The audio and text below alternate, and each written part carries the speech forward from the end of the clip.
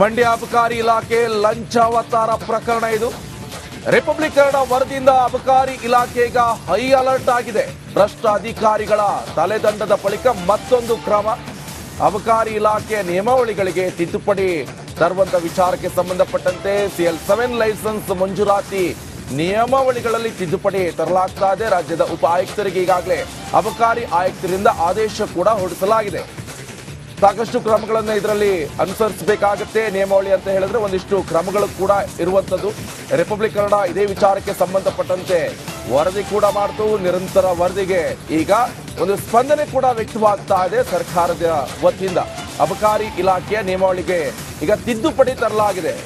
CL7 licence ಮಂಜೂರಾತಿ ನಿಯಮಗಳಲ್ಲಿ ತಿದ್ದುಪಡಿ. ರಾಜ್ಯದ ಉಪ ಆಯುಕ್ತರಿಗೆ ಅಬಕಾರಿ ಆಯುಕ್ತರಿಂದ ಆದೇಶ ಕೂಡ ಕೊಡಲಾಗಿದೆ. ಹಾಗಾದ್ರೆ ಈ ನಿಯಮಾವಳಿಗಳಲ್ಲಿ ಅನುಸರಿಸಬೇಕಾದಂತ ಕ್ರಮಗಳಿಗೇನಾಗಾದ್ರೆ ಎಲ್ಲ ಕಚೇರಿಗಳಲ್ಲೂ CL7 ಲೈಸೆನ್ಸ್ ಪಡೆಯುವಂತ ವಿಧಾನವನ್ನ ಎಲ್ಲರೂ ಕೂಡ ಅನುಸರಿಸಬೇಕಾಗತ್ತೆ. ಲೈಸೆನ್ಸ್ ಇರುವವರು ಅಗತ್ಯ ದಾಖಲೆಗಳ ವಿವರವಿರುವಂತಹ ಫಲಕವನ್ನ ಅಲ್ಲಿ ಅಳವಡಿಕೆ ಮಾಡಬೇಕಾಗತ್ತೆ. ಲೈಸೆನ್ಸ್ ಕುರಿತ ಮಾಹಿತಿ ಸಾರ್ವಜನಿಕರಿಗೆ ಒದಗಿಸಬೇಕಾಗತ್ತೆ. ಆನ್ಲೈನ್ ಮೂಲಕ ಅರ್ಜಿದಾರರು ಸಲ್ಲಿಸಿರುವಂತಹ ದಾಖಲೆ ಬಗ್ಗೆ ಖಾತ್ರಿಪಡಿಸಿಕೊಳ್ಬೇಕಾಗತ್ತೆ. ಸುಮ್ಮನೆ ಕ್ಷುಲ್ಲಕ ಕಾರಣಕ್ಕೆ ಅರ್ಜಿ ತಿರಸ್ಕಾರ ಮಾಡುವಂತಿಲ್ಲ. ಅರ್ಜಿ ಇನ್ ಕೇಸ್ ಏನಾದರೂ ತಿರಸ್ಕಾರ ಮಾಡಿದ್ರೆ ಉಪ ಆಯುಕ್ತರಿಗೆ ಮಾಹಿತಿಯನ್ನ ಸಲ್ಲಿಸಬಹುದು. ಅವರು ಅವಧಿ ಮೀರಿ ಅರ್ಜಿಗಳು ಬಾಕಿ ಇದ್ರೆ ಸೂಕ್ತ ಕ್ರಮವನ್ನ ಕೈಗೊಳ್ಳಬೇಕಾಗತ್ತೆ. ಪೂರಕ ಕಾರಣಗಳು ಏನಾದರೂ ಇಲ್ಲದೆ ಹೋದಲ್ಲಿ ಅರ್ಜಿ ಬಾಕಿ ಉಳಿದ್ರೆ ಅವರ ವಿರುದ್ಧ ಶಿಸ್ತು ಕ್ರಮಗಳನ್ನ ತೆಗೆದುಕೊಳ್ಬೇಕಾಗತ್ತೆ. ರಿಪಬ್ಲಿಕ್ ಕನ್ನಡ ಇದೇ ವಿಚಾರಕ್ಕೆ ಸಂಬಂಧಪಟ್ಟಂತೆ ನಿರಂತರ ವರದಿಯನ್ನ ಮಾಡಿತು. ಆ ವರದಿಗೆ ಅನುಗುಣವಾಗಿ ಈಗಾಗಲೇ ಸರ್ಕಾರ ಕೂಡ ಎಚ್ಚೆತ್ತುಕೊಳ್ತು. ಅದರಲ್ಲೂ ಕೂಡ ಅಬಕಾರಿ ಇಲಾಖೆ ಕೂಡ ಎಚ್ಚೆತ್ತುಕೊಂಡು ಈಗ ಒಂದಿಷ್ಟು ಕ್ರಮಗಳನ್ನ ಅನುಸರಿಸಬೇಕಾಗತ್ತೆ. ಹಾಗಾದ್ರೆ ಯಾವ್ಯಾವ ಕ್ರಮಗಳು? ಎಲ್ಲ ಕಚೇರಿಗಳಲ್ಲೂ CL7 ಲೈಸೆನ್ಸ್ ಪಡೆಯುವ ವಿಧಾನ ಇರುತ್ತೆ. ಅದಾದ ನಂತರ ಅಗತ್ಯ ದಾಖಲೆಗಳ ವಿವರ ಇರುವಂತಹ ಫಲಕವನ್ನ ಅಳವಡಿಕೆ ಮಾಡಬೇಕಾಗತ್ತೆ. ಅದಾದ ಮೇಲೆ ಲೈಸೆನ್ಸ್ ಕುರಿತ ಮಾಹಿತಿಯನ್ನ ಸಾರ್ವಜನಿಕರಿಗೆ ಒದಗಿಸಬೇಕಾಗತ್ತೆ. ಲೈಸೆನ್ಸ್ ಏನಿದೆ ಅದರ ಕುರಿತಂತ ಮಾಹಿತಿಗಳನ್ನ ಒದಗಿಸಬೇಕಾಗತ್ತೆ. ಆನ್ಲೈನ್ ಮೂಲಕ ಅರ್ಜಿದಾರರು ಸಲ್ಲಿಸಿರುವಂತಹ ದಾಖಲೆ ಬಗ್ಗೆ ಫಸ್ಟ್ ಖಾತ್ರಿಪಡಿಸ್ಕೊಳ್ಬೇಕಾಗತ್ತೆ. ಸುಮ್ಮನೆ ಕ್ಷುಲ್ಲಕ ಕಾರಣಕ್ಕೆ ಅರ್ಜಿಯನ್ನ ತಿರಸ್ಕಾರ ಮಾಡುವಂತಿಲ್ಲ. ಅವರು ಅರ್ಜಿ ಇನ್ ಕೇಸ್ ಏನಾದರೂ ತಿರಸ್ಕಾರ ಮಾಡಿದ್ರೆ ಉಪ ಆಯುಕ್ತರಿಗೆ ಮಾಹಿತಿಯನ್ನ ಸಲ್ಲಿಸಬೇಕಾಗತ್ತೆ. ಅವಧಿ ಮೀರಿ ಅರ್ಜಿಗಳ ಬಾಕಿ ಇದ್ರೆ ಸೂಕ್ತ ಕ್ರಮವನ್ನ ತೆಗೆದುಕೊಳ್ಳುತ್ತಾರೆ. ಪೂರಕ ಕಾರಣಗಳು ಇಲ್ಲದೆ ಹೋದಲ್ಲಿ ಅರ್ಜಿ ಬಾಕಿ ಉಳಿದ್ರೆ ಅವರ ವಿರುದ್ಧ ಶಿಸ್ತು ಕ್ರಮವನ್ನ ತೆಗೆದುಕೊಳ್ತಾರೆ.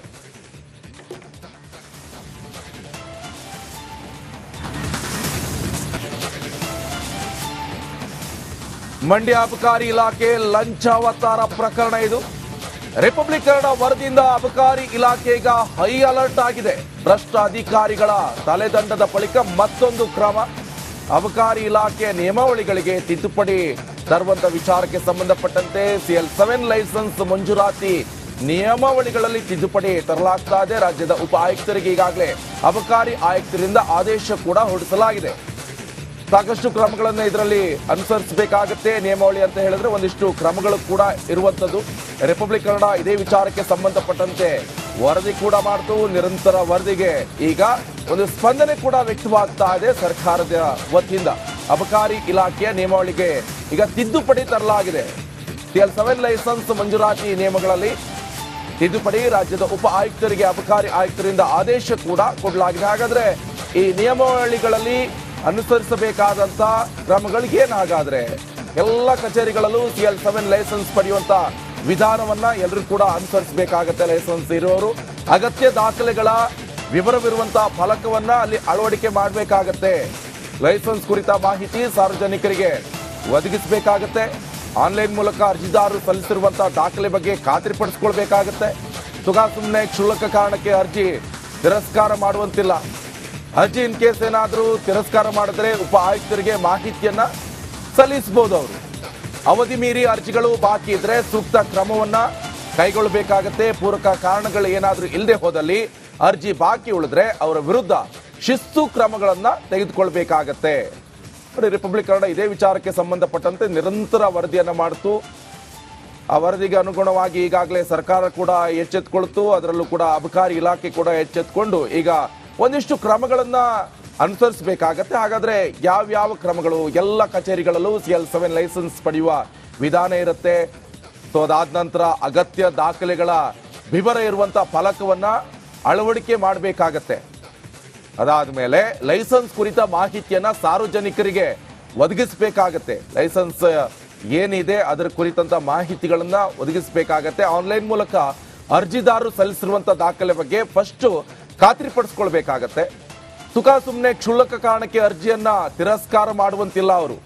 ಅರ್ಜಿ ಇನ್ ಕೇಸ್ ಏನಾದ್ರೂ ತಿರಸ್ಕಾರ ಮಾಡಿದ್ರೆ ಉಪ ಆಯುಕ್ತರಿಗೆ ಮಾಹಿತಿಯನ್ನ ಸಲ್ಲಿಸಬೇಕಾಗತ್ತೆ. ಅವಧಿ ಮೀರಿ ಅರ್ಜಿಗಳ ಬಾಕಿ ಇದ್ರೆ ಸೂಕ್ತ ಕ್ರಮವನ್ನ ತೆಗೆದುಕೊಳ್ಳುತ್ತಾರೆ.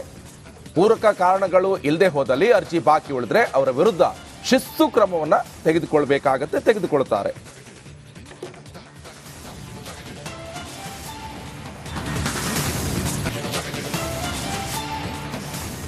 ಮಂಡ್ಯ ಅಬಕಾರಿ ಇಲಾಖೆ ಲಂಚಾವತಾರ ಪ್ರಕರಣ ಇದು.